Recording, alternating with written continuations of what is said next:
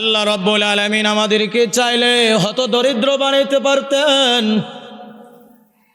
আল্লাহ তাআলা আমাদেরকে চাইলে আল্লাহ তাআলা রাস্তার ফকির বানাইতে পারতেন। রাব্বুল আলামিন আমাদেরকে বিভিন্ন অর্থ সম্পদ দিয়ে আল্লাহ তাআলা আমাদেরকে ধন্য করেছেন। আল্লাহ রাব্বুল আলামিন জানায় দেন, الذين ينفقون في السراء والضراء والكاظمين الغيظ والعافين عن الناس والله يحب المحسنين। আল্লাহ রাব্বুল আলামিন জানায় দেন, মুমিন বান্দারা যে হালতেই থাকুক না কেন, মুমিন বান্দা যে অবস্থাতেই থাকুক না কেন, তারা আল্লাহ তাআলা আমি আল্লাহর তাআলার রাস্তায় তারা সদা সর্বদাই দান করবে। যখন তাদের পকেটে টাকা বেশি থাকবে তখন তারা বেশি দান করবে, যখন তাদের পকেটে টাকা কম থাকবে তখন তারা কম দান করবে। তবে মুমিন বান্দা কখনোই আল্লাহর রাস্তায় দান করা থেকে বিরত থাকতে পারে না। কথা বলেন ঠিক কিনা? মুমিন বান্দা কখনোই আল্লাহ তাআলার রাস্তায় দান করা থেকে কখনো বিরত থাকে না। মদিনার সাহাবীদের ভিতরে সবচাইতে গরিব, সবচাইতে অসহায় সাহাবী হযরতে বেলাল রাদিয়াল্লাহু তাআলা আনহু, যার পরনে একটা লুঙ্গি ছিল। এই লুঙ্গিটা তার নিজের টাকায় কিনা ছিল না। আল্লাহর হাবিব সাল্লাল্লাহু আলাইহি ওয়াসাল্লাম বেলালকে বললেন, ও বেলাল, তুমি আল্লাহ তাআলার রাস্তায় দান করো। তাহলে চিন্তা করে দেখেন, আল্লাহ তাআলা এমন এক, আল্লাহ রাসূল এমন এক ব্যক্তিকে বললেন, যে ব্যক্তি যে পরনে যে লুঙ্গিটা, এই লুঙ্গিটাও নিজের টাকায় কিনা নয়। তাহলে এমন ব্যক্তিকে আল্লাহ রাসূল বললেন, তুমি আল্লাহর রাস্তায় দান করো। আল্লাহ রাস্তায় দান করো। তুমি গরিব হতে পারো হে বেলাল, তুমি গরিব হতে পারো, কিন্তু তোমার রব গরিব না। তুমি আল্লাহ তাআলার রাস্তায় একটি টাকা দান করবা, আল্লাহ তাআলা তোমাকে ওই একটা টাকার বিনিময়ে 10 গুণ দিবে। কয় গুণ দিবে? 10 গুণ দিবে। তাহলে আল্লাহ রাস্তায় দান করার দরকার আছে না নাই? আল্লাহ রাস্তায় দান করতে হবে। কিন্তু আমরা বিপদে পড়ি, বিপদে পড়ার সঙ্গে সঙ্গে আমরা যখন অসুস্থ হয়ে পড়ি, অসুস্থ হওয়ার সঙ্গে সঙ্গে আমরা ডাক্তারের কাছে দৌড়াই। কার কাছে দৌড়াই? ডাক্তারের কাছে দৌড়াই। কিন্তু কখনো চিন্তা করলাম না যে আমি আল্লাহ তাআলার রাস্তায় কিছু টাকা সদকা করে দিয়ে, আল্লাহ তাআলার রাস্তায় সদকা করে দিয়ে আল্লাহ তাআলার কাছে দোয়া করি, আল্লাহ তাআলা যেন আমাকে সুস্থ করে। সুস্থ করনেওয়ালা মালিক কে? সুস্থ করনেওয়ালা মালিক একমাত্র প্রভু। অসুস্থ করনেওয়ালা মালিক কে? আল্লাহ।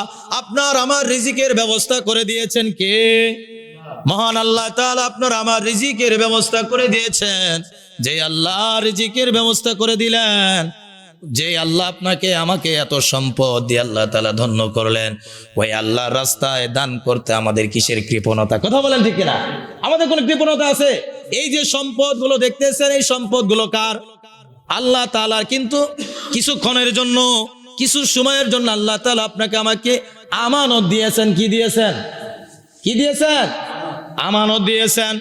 এই যে আপনার আমার বডি, এই বডিটা কার? আল্লাহ তাআলা যে কোনো মুহূর্তে চাইলেই নিতে পারে কি পারে না? যে কোনো মুহূর্তে চাইলেই নিতে পারে। তাহলে আপনার আমার এই বডিটাও আপনার আমার দাবি নাই, এটা আপনার আমার নয়। আল্লাহ তাআলার জমিনে চলি, আল্লাহ তাআলার দেওয়া রিজিক খেয়ে আমরা আজ দুনিয়ার জমিনে বেঁচে আছি। কথা বলেন ঠিক কিনা? আমরা বিপদে পড়ার সঙ্গে সঙ্গে আমরা বিভিন্ন মাজারের দিকে দৌড়াই, বিভিন্ন পীরের দরবারে দৌড়াই। কথা বলেন ঠিক কিনা? এরকম অসংখ্য ব্যক্তি আছে, কিছু হইলেই মাজারের দিকে দৌড়াবে, মাজারে মোমবাতি দিবে, মাজারে বকরি দিবে, ছাগল দিবে, দিয়ে সেখানে গিয়ে তারা দোয়া চায়। আচ্ছা বলেন তো, মাজার কি কোনো সুস্থতার মালিক? হ্যাঁ, অসুস্থতার মালিক কে? সুস্থতার মালিক কে? আল্লাহ। তাহলে চাইতে হবে কার কাছে? ইয়্যাকা না'বুদু ওয়া ইয়্যাকা নাস্তাঈন। আমরা কার ইবাদত করি? আল্লাহ তাআলার ইবাদত করি। চাইতে হবে কার কাছে? আল্লাহ তাআলার কাছে। যদি আল্লাহ তাআলা ছাড়া অন্য কারো কাছে চাওয়া হয় তাহলে আল্লাহ তাআলার সাথে শিরিক করা হলো, আল্লাহর সাথে শিরিক করা হলো। আর যেই ব্যক্তি আল্লাহ তাআলার সাথে শিরিক করলো, আল্লাহ তাআলা তাকে খাটিয়ে দিলে, তওবা না করলে আল্লাহ রাব্বুল আলামিন ওই ব্যক্তিকে ক্ষমা করবে না। এই জন্য সম্মানিত মুহতারাম, আল্লাহর হাবিব সাল্লাল্লাহু আলাইহি ওয়াসাল্লাম বলেছেন, যখন কোনো বান্দা দান করে, সদকা করে, যখন কি করে? দান করে, সদকা করে, আল্লাহ রাব্বুল আলামিন ওই দানের বিনিময়ে, ওই সদকার বিনিময়ে আল্লাহ তাআলা তার উপর যে বালা মুসিবত গুলো ছিল রব্বুল আলামিন সেইগুলোকে রিমুভ করে দেয়, সেইগুলোকে ডিলিট করে দেয়, দূর করে দেয়। সদকা করলে আল্লাহ তাআলা আপনার আমার উপর যে বিপদগুলো ছিল রব্বুল আলামিন এই বিপদগুলো কি করে দেয়? দূর করে দেয়। শুধু তাই না, এই দানের বিনিময়ে আল্লাহ রাব্বুল আলামিন আপনার আমার যে হায়াত আছে, এই হায়াতের ভিতরে বারাকা দান করেন। এই হায়াতের ভিতরে আল্লাহ তাআলা বৃদ্ধি করে দেন। কি করে দেন? আল্লাহ রাব্বুল আলামিন বৃদ্ধি করে দেন। হযরতে আলী রাদিয়াল্লাহু তাআলা আনহু, হযরত আলী রাদিয়াল্লাহু তাআলা আনহু যখন বাইরে থাকতেন, বাইরে থেকে যখন বাসায় চলে আসতেন, দরজায় লক করার সঙ্গে সঙ্গে হযরতে ফাতিমা রাদিয়াল্লাহু তাআলা আনহা তিনি দরজা সঙ্গে সঙ্গে খুলে দিয়েছেন, সঙ্গে সঙ্গে দরজা খুলে দিতেন। হঠাৎ করে একদিন হযরতে আলী রাদিয়াল্লাহু তাআলা আনহু বাহির থেকে আসলেন, এসে দরজায় লক করতেছেন কিন্তু দরজা খুলে না। আবার লক করলেন, তারপরও দরজা খুলে না। তৃতীয়বার লক করলেন। এইদিকে কামরার ভিতরে হযরতে ফাতিমা রাদিয়াল্লাহু তাআলা আনহা তিনি বিছানা থেকে উঠতে পারছে না, এমন অসুস্থ হয়ে পড়েছেন। এত অসুস্থ, জ্বরে আক্রান্ত হয়ে গেছে। এইদিকে স্বামী দরওয়াজায় লক করতেছে, না নিজে উঠতে পারে আর না দরওয়াজা খুলে দিতে পারে। কোন রকমে বিছানা থেকে শেষরে শেষরে গিয়ে দরওয়াজা খুলে দিল। ভিতরে ঢুকে দেখে ফাতিমা রাদিয়াল্লাহু তাআলা আনহা মারাত্মক অসুস্থ হয়ে গেছে। এতটাই অসুস্থ সে দাঁড়াইতে পারে না। কি করতে পারে না? দাঁড়াইতে পারে না, এতটা দুর্বল হয়ে পড়েছে। হযরতে ফাতিমা রাদিয়াল্লাহু তাআলা আনহা বললেন, ওগো স্বামী আমার, আমি তো অসুস্থ হয়ে পড়েছি, আমার জন্য কিছু ফল কিনে নিয়ে আসেন। কি কিনে নিয়ে আসেন? হযরত আলী রাদিয়াল্লাহু তাআলা আনহু বললেন, আমার তো পকেটে কোনো টাকা নাই, কি দিয়ে ফল কিনে আনবো? হযরতে ফাতিমা রাদিয়াল্লাহু তাআলা আনহা বিছানার চাদরটা সুন্দর করে উঠিয়ে গুছিয়ে দিলেন এবং বললেন, এই নেন, এই চাদরটা বিক্রি করে আমার জন্য একটা ফল কিনে নিয়ে আসেন। দেখবেন মানুষ অসুস্থ হয়ে গেলে একটু ভালো কিছু খাওয়ার ইচ্ছা জাগে, যদিও মুখে দিলে পারে না, কিন্তু কি ইচ্ছাটুকু হয় যে অমুক অমুক জিনিসগুলো খাবো, মানে আকাঙ্ক্ষা থাকে, ভিতরে থাকে কি থাকে না? এগুলো জিনিস খেয়াল করে দেখবেন, যখন অসুস্থ হয় মনে হয় যে কত কিছু খাইতে পারবে, কিন্তু আসলে মুখে দিলে কিছুই পারে না। তো হযরতে ফাতিমা রাদিয়াল্লাহু তাআলা আনহা বললেন, হে স্বামী আমার, আমার জন্য কিছু ফল কিনে নিয়ে আসেন, আমার জন্য একটা ফল কিনে নিয়ে আসেন। আলী রাদিয়াল্লাহু তাআলা আনহু সেই চাদরটা নিয়ে তিনি বাজারে বিক্রি করে দিলেন। বাজারে গিয়ে বিক্রি করার পর ওই বিক্রিত যে দিরহাম ছিল ওইটা দিয়ে হযরত আলী রাদিয়াল্লাহু তাআলা আনহু একটা আনার ফল কিনলেন। কি ফল? আনার ফল কিনলেন। এই আনার ফল কেনার পর হযরত আলী রাদিয়াল্লাহু তাআলা আনহু তিনি একটা ব্যাগের ভিতরে নিলেন। কার ভিতরে? ব্যাগের ভিতরে নিলেন। কিন্তু বর্তমান সমাজে দেখা যায় মানুষ মাছ কিনে বাজার থেকে ঝুলায় নিয়ে আসে। কি করে নিয়ে আসে? হাতে করে ঝুলায় নিয়ে আসে। দেখায় যে আমি আমার বাসায় দেখো আমি এত বড় মাছ নিয়ে যাইতেছি, বলে এরকম হয় কি হয় না? তাহলে এটা উচিত না, এটা সুন্নত বিরোধী, এটা করা যাবে না। আমাদের এমন এমন করতে হবে যাতে করে ওই জিনিসটা কারো নজরে না পড়ে, কারণ ওই জিনিসটা কারো নজরে পড়লে এমন অসংখ্য মানুষ আছে, হত দরিদ্র গরিব মিসকিন আছে, যারা সারা বছরে একদিনের জন্য হলো গরুর গোশত খাইতে পারে না, আছে না এরকম? তাহলে ওই ব্যক্তিটা, আপনি যদি বাজার থেকে 1 কেজি গরু মাংস কিনে আসেন, গরু গোশত কিনে নিয়ে আসেন, এটা যদি দেখায় নিয়ে আসেন, ওই ব্যক্তিটার নজরে যখন পড়বে তখন তার মনটাকে আর আটকায় রাখতে পারবে না। কথা বলেন ঠিক কিনা? তো এই জন্য আমাদের উচিত ব্যাগে করে নিতে হবে, এমন ব্যাগে যাতে কারো নজর না পড়ে। এইদিকে হযরতে আলী রাদিয়াল্লাহু তাআলা আনহু একটা আনার ফল কিনলেন। আনার ফল কেনার পর তিনি ব্যাগে করে নিয়ে বাড়ির দিকে রওনা করছেন। বাড়ির দিকে রওনা করছেন। পথ চলতে চলতে কিছু দূর যাওয়ার পর একজন মিসকিন, একজন ফকির এসে দাঁড়িয়ে গেছে। ফকির এসে দাঁড়িয়ে বলতেছে, হে আল্লাহর নবীর প্রিয় সাহাবী, হে আলী, আমি জানি, আমার জানা আছে, লোকের মুখে শুনেছি আপনি অনেক দানশীল, আপনি নাকি অনেক দান করেন। আপনার ব্যাগের ভিতরে একটা ফল আছে, আমি দীর্ঘদিন থেকে অনাহারে আছি, আমার পেটে ক্ষুধা, আপনার ওই ব্যাগ থেকে ফলটার অর্ধেকটা আমাকে দিয়ে দেন। এবার আলী রাদিয়াল্লাহু তাআলা চিন্তায় পড়ে গেলেন, আরে আমি ফল নিছি ব্যাগের ভিতরে, সে কিভাবে জানলো যে এর ভিতরে ফল আছে? আলী রাদিয়াল্লাহু তাআলা আনহুর বোঝার আর বাকি রইল না। তিনি চিন্তা করলেন এটা সাধারণ কোনো ফকির নয়। আলী রাদিয়াল্লাহু তাআলা আনহু ওই ব্যাগ থেকে আনার ফলটা বের করলেন। আনার ফল বের করে অর্ধেকটা ফল ফকিরকে দিয়ে দিলেন। ফকির ওই ফলটুকু খেয়ে ফেললেন। খাওয়ার পর বলতেছে, হে আলী, তুমি যেই ফলটুকু দিয়েছ, এই ফলটুকু খেয়ে আমার তৃপ্তি হলো না, আমার ক্ষুধা এখনো আছে, তোমার বাকি অংশটুকু আমাকে দিয়ে দাও। আলী রাদিয়াল্লাহু তাআলা কোনো চিন্তা ফিকির না করে দিয়ে দিলেন। ফকিরকে দেওয়ার পর তিনি খালি ব্যাগটা হাতে করে নিয়ে তিনি বাড়ির দিকে যায়। আর চিন্তা করে, আরে আমার বিবি তো অসুস্থ, পকেটে টাকা নাই, অসহায় অবস্থায় পড়ে আছে, আমার বিবিটা অসুস্থ অবস্থায় পড়ে আছে, একটা ফল কিনলাম, তাও আমার ফকিরকে দিয়ে দিলাম, এখন আমি খালি হাতে বিবির সামনে আমি কেমন করে দাঁড়াবো? এই চিন্তা করতে করতে বাড়িতে যাচ্ছেন। বাড়িতে যাওয়ার পর দরওয়াজায় লক করলেন। দরওয়াজায় লক করার সঙ্গে সঙ্গে হযরতে ফাতিমা রাদিয়াল্লাহু তাআলা আনহা দরওয়াজা খুলে দিয়েছেন। বলেন না সুবহানাল্লাহ।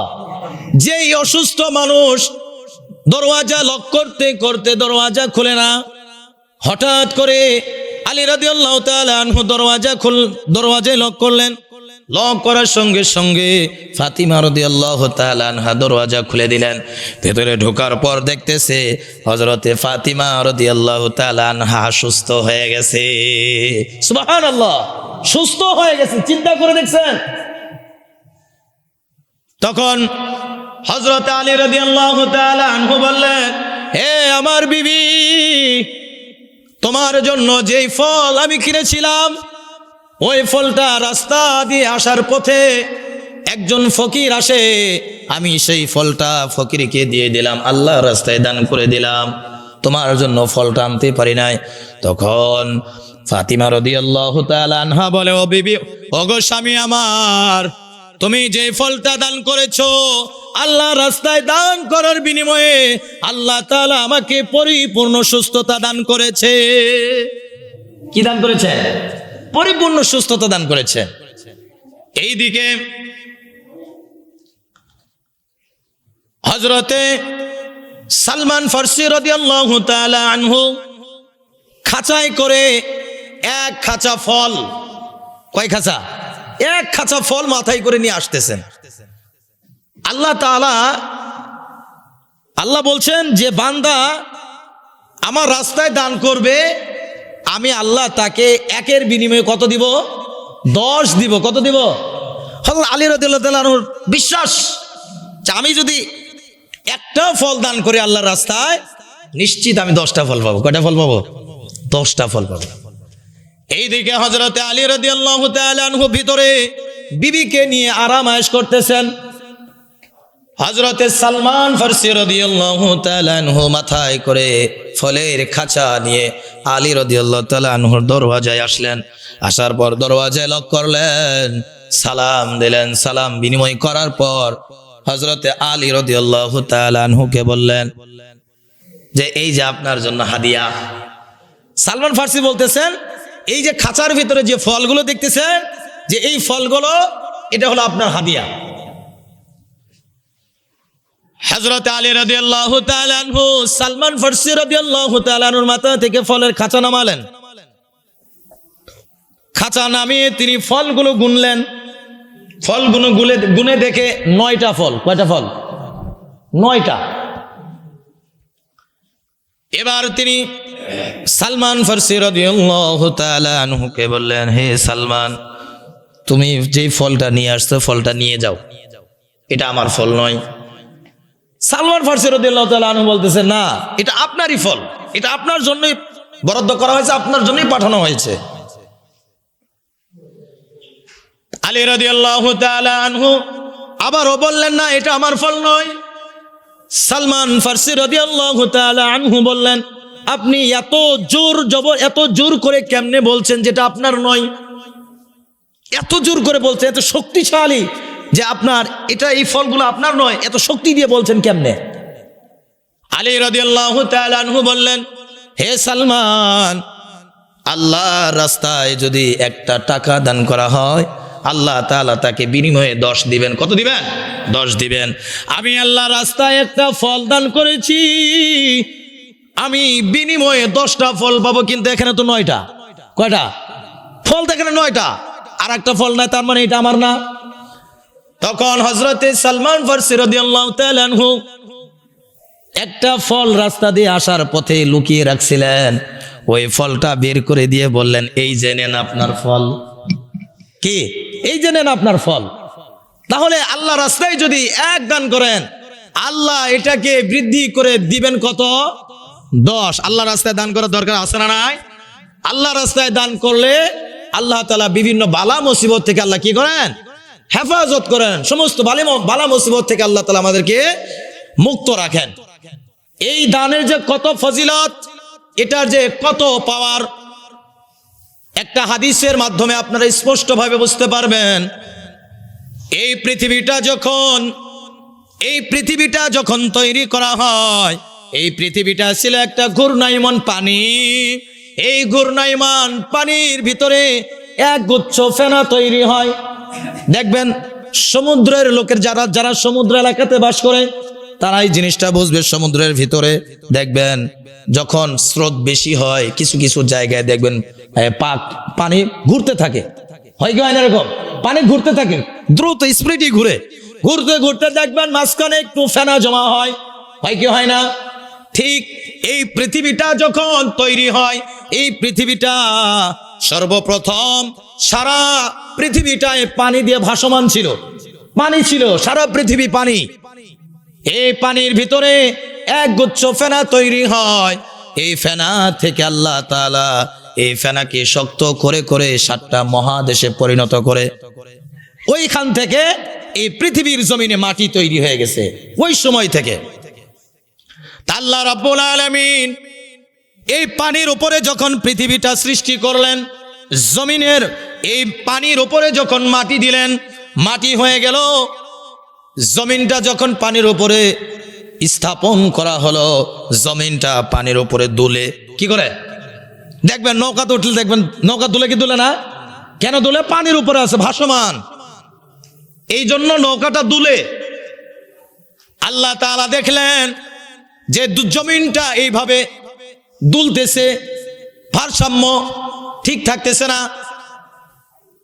আল্লাহ তাআলা চিন্তা করলেন এটার ভারসাম্যকে বজায় রাখতে হবে। এই ভারসাম্য বজায় করার জন্য রব্বুল আলামিন বিভিন্ন জায়গায় পাহাড় স্থাপন করে দিলেন। এই পাহাড়গুলো হলো পেরেক। এই পাহাড়গুলো কি? পেরেক। এই পাহাড়গুলো স্থাপন করার পর জমিনটা তার ভারসাম্যতা বজায় রাখলো। জমিনটা ভারসাম্যতা ঠিক হয়ে গেল। যখন জমিনটা আর দুলে না, এই দৃশ্য দেখে ফেরেশতারা আল্লাহ তাআলার কাছে ফেরেশতারা আশ্চর্য হয়ে গেলেন, এটা কিভাবে সম্ভব। আল্লাহ তাআলার কাছে বললেন, হে আমাদের পরওয়ারদিগার, এটা এমন কি জিনিস যার কারণে জমিন তার দুলানোর অবস্থা থেকে ফিরে গেল, ভারসাম্যতা ঠিক হয়ে গেল। তখন আল্লাহ তাআলার কাছে বললেন যে এই শক্তিশালী জিনিসের চাইতেও কি আরো কোনো শক্তিশালী জিনিস আপনি মাখলুকের ভিতরে তৈরি করেছেন? আল্লাহ রাব্বুল আলামিন বললেন, হ্যাঁ, এর চাইতেও শক্তিশালী জিনিস তৈরি করেছি, আর সেটা হলো লোহা। সেটা কি?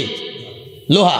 আমরা যখন পাহাড় কর্তন করি বা কোনো উঁচু জায়গা লেভেল করে নেই, তখন আমরা কি ব্যবহার করি? লোহা ব্যবহার করি না?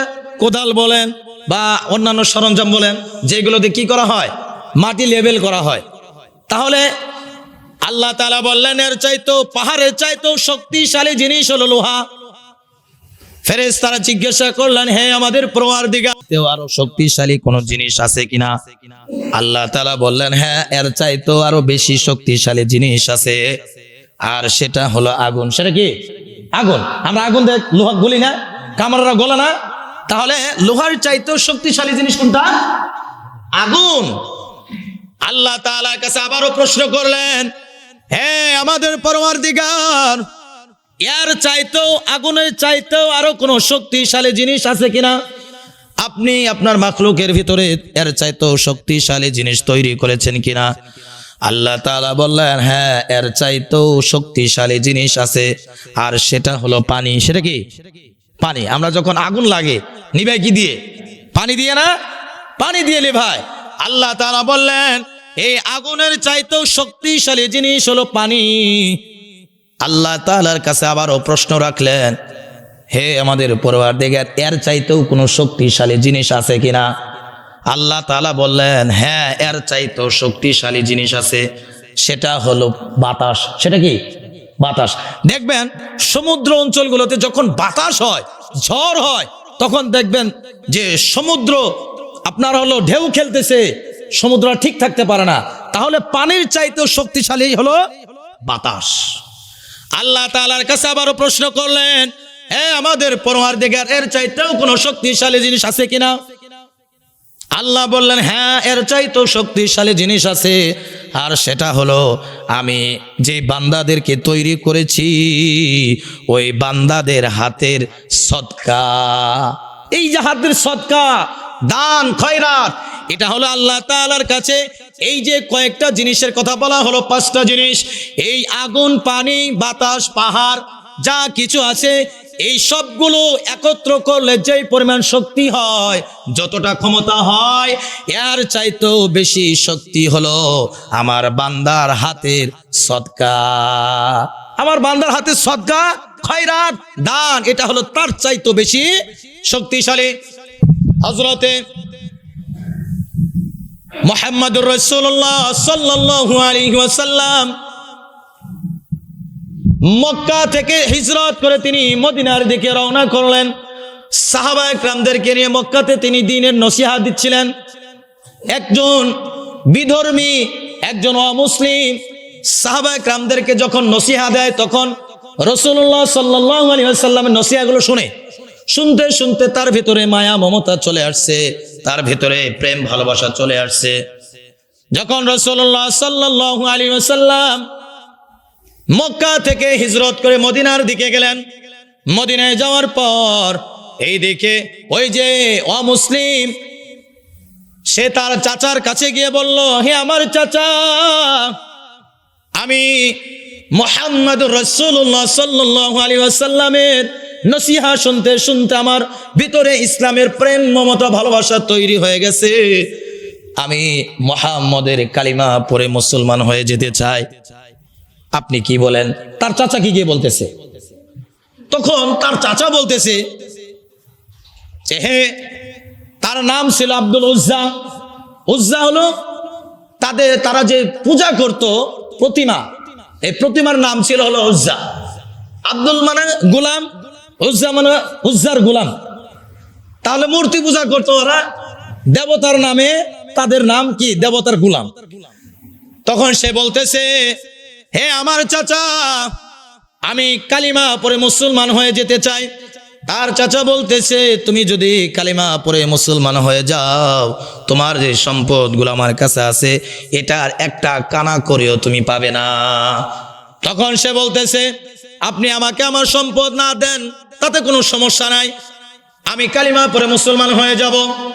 তখন সে বলতেছে, আমি এই মুহূর্তে আপনার সামনে আপনাকে সাক্ষী রেখে আমি মুহাম্মদের কালিমা পড়ে মুসলমান হয়ে যাচ্ছি। লা ইলাহা ইল্লাল্লাহু মুহাম্মাদুর রাসূলুল্লাহ। যখন তার সামনে কালিমা পড়ে মুসলমান হয়ে গেল, তখন তার ভিতরে রাগ তৈরি হয়ে গেল, খুব তৈরি হয়ে গেল। তিনি বললেন, তুমি আমার সামনে থেকে, এই মুহূর্তে তুমি আমার সামনে থেকে চলে যাও।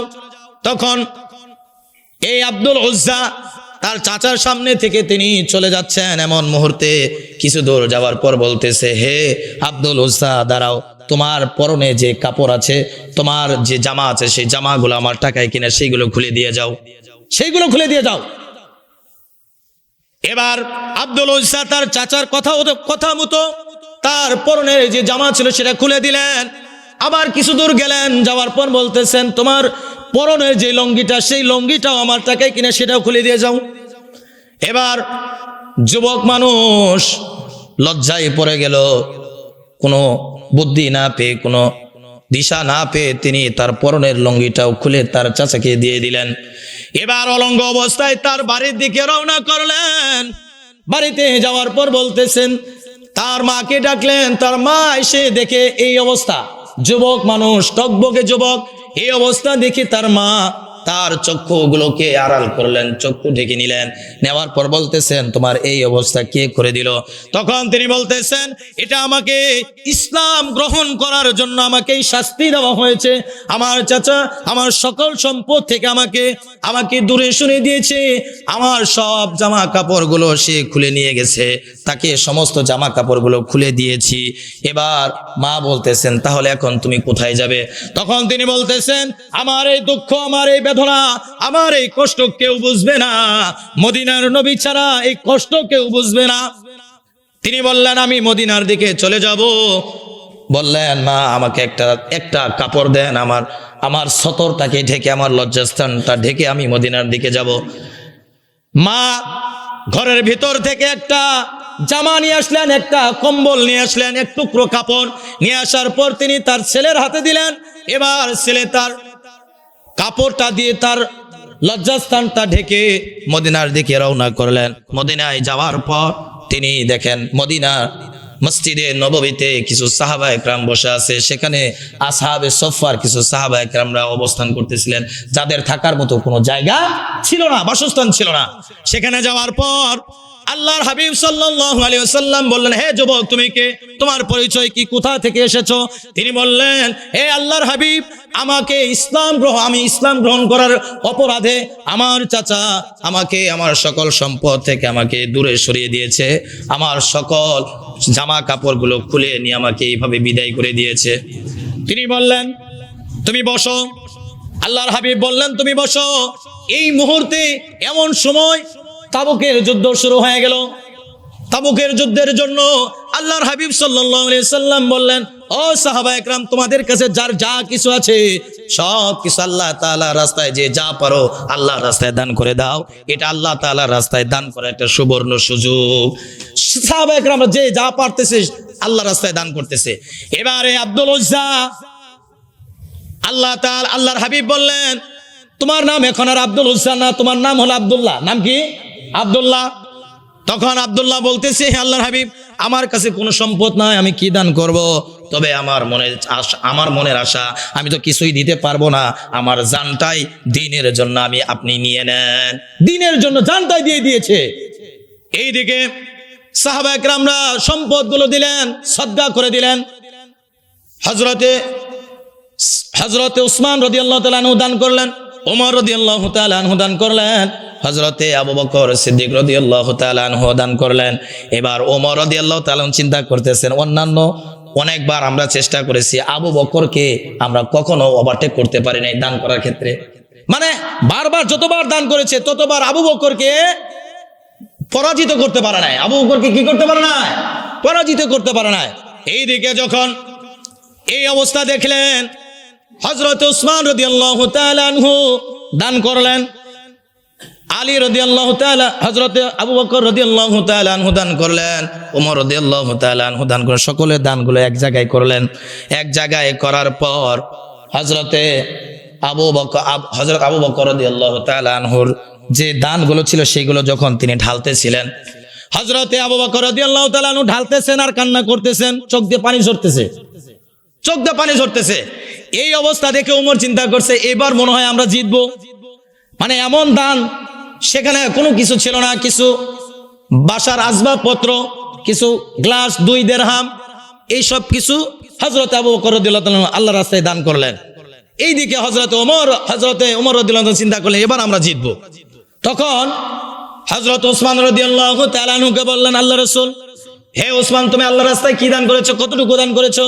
ওসমান বললেন, আমি আমার সম্পদের 25 ভাগ দান করেছি। যত সম্পদ আছে 25 ভাগ, কয় ভাগ? 25 ভাগ দান করেছি। তারপর ওমর রাদিয়াল্লাহু তাআলা আনহুকে বললেন, তুমি কত পার্সেন্ট দান করেছো, কতটুকু দান করেছো?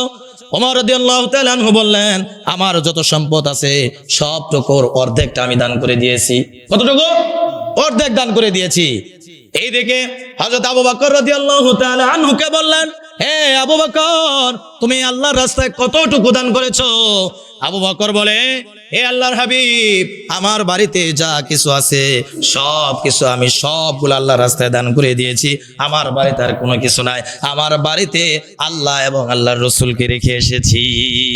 তাহলে এই দান সদকা এটা আজকে নতুন বিষয় নয়, এটা আসে পূর্ব জামানা থেকে। বিশেষ প্রয়োজনের ক্ষেত্রে আল্লাহ রাসূলও দ্বীনের জন্য দান সদকা করার আদেশ দিয়েছেন। এই জন্য দান সদকা করার দরকার আছে না নাই? এই জন্য আমরা বেশি বেশি আল্লাহ তাআলার রাস্তায় দান করব। এই দান আল্লাহ তাআলা আমাদেরকে বিভিন্ন বালা মুসিবত থেকে আল্লাহ তাআলা আমাদেরকে হেফাজত করবেন। এই জন্য এই সময়, দানের সময় আল্লাহ তাআলা আমাদের সকলকে বেশি বেশি করে আল্লাহর ঘর মসজিদে বেশি বেশি দান করে আল্লাহ তাআলা আমাদেরকে আল্লাহ তাআলা নৈকট্য অর্জন করার তৌফিক দান করেন। বলেন আমিন।